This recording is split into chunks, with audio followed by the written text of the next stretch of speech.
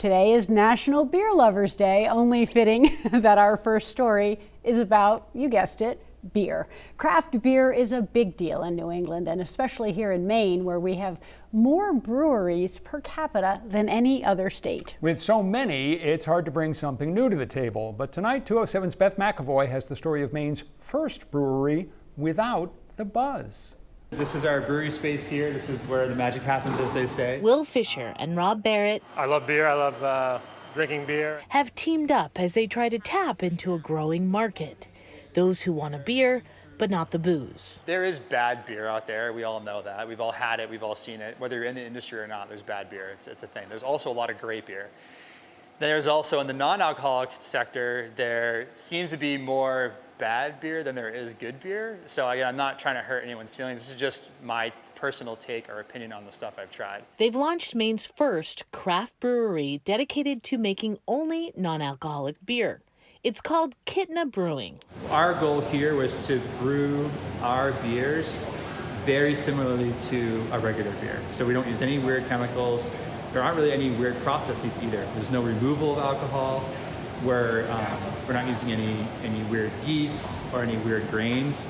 We're kind of coming back to the basis of brewing, which is water, malt, hops, and yeast. Just not creating the alcohol in the first place, I would say, is the biggest challenge for us. The method that we're using is very much similar to normal brewing. Simon Burhow and Adrian Beck Oliver are the brewers making pilot batches around the clock, each one getting closer to what will ultimately be canned, packaged, and sold in stores. We're still at the point that we're making minor tweaks right now. KITna's flagship beer will be an American blonde. I think it's great. I think we've done a good job getting a product that normally doesn't taste like beer to actually taste pretty comparable to a beer. It just tastes like regular beer, and that's when I bring people through here and we sample the beer here, and the best reaction that I can get is someone says it tastes just like regular beer, and that you shouldn't have to sacrifice taste to have a non-alcoholic beer. By law, a non-alcoholic beer can contain up to 0.5% alcohol, which is how much KITna's has. I haven't had a lot of this beer in one sitting, but I've had many ounces in one sitting, and I've never felt any effect from the beer. Fisher is no stranger to brewing. He co-owns Austin Street Brewery in Westbrook. The decision to dip his toe into the non-alcoholic brew world came from Barrett, who gave up alcohol 2 years ago, but still wanted a drink. I didn't want to have the negative side effects of alcohol, and I chose to stop drinking alcohol because I wanted to feel 100% all the time for my employees, my family, and so I started the search for non-alcoholic beers. For a long time, non-alcoholic beer really wasn't getting the respect that it deserved. Beer expert John Hall says non-alcoholic beer has gotten better as drinkers have become savvier. It really speaks to beer's evolution over the last 40 years, where we went from one type of beer that was ruling the roost in the American light lager to the craft beer movement, which brought so much choice and so much diversity and really brought like big boozy alcohol into beer, into vogue in the United States. And now we're seeing the pendulum sort of swing back the other way, where people are saying, okay, like I want the taste, but I don't want the alcohol. And the producers are more than happy to give it to them. But why opt out of the booze in beer? It used to be if you were a drinker, you'd fall into one of three silos. You'd be a beer drinker, you'd be a wine drinker, you'd be a spirits drinker.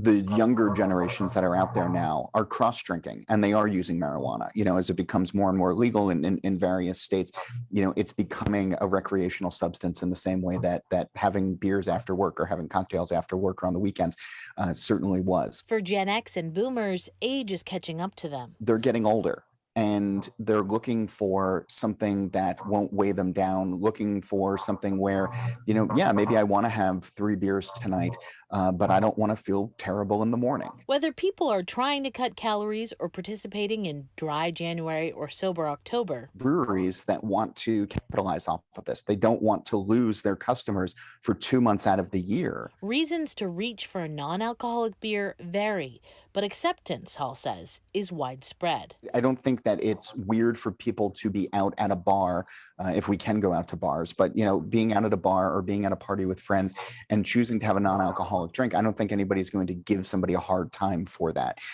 We recognize individual choice when it comes to what we want to consume, what we want to put in our bodies. And so that's another part of why we're seeing this growth happening here. Non-alcoholic beer sales were up in the U.S. around 40% in the last 2 years. I don't think this is a trend. I think that this is likely to be a small category for the next couple of years at least, but one that will have a pretty strong consumer following. KITna Brewing hopes he's right. I'm hoping this is one of those situations where in a few years someone says, wow, that was like really smart timing. We firmly believe that if you want to have a cocktail, you should have a cocktail. This is not, we're not pushing an agenda as alcohol-free lifestyle. Our goal here is to create a very tasty alternative to an alcoholic beer. KITna Brewing hopes to have its beer in stores and restaurants in Maine by the end of the year. And what is got in store for down the road? Well, it plans to open a tasting room in the Portland area eventually and work on other types of beer. And it's interesting because, it used to be that you ordered a beer and it was just basically a beer. And now, of course, non-alcoholic beers, as we just saw, but also at the other end of the spectrum are the really potent beers, which are literally 3 times more high in alcohol content than a beer used to be, than a traditional beer is. So there's just this extraordinary range, which is not surprising given what's happening in craft brewing. The evolution of craft beer has been just fascinating to watch, and it continues to evolve. Yeah, and in Maine, we've got a great view of the whole thing. Absolutely. Well,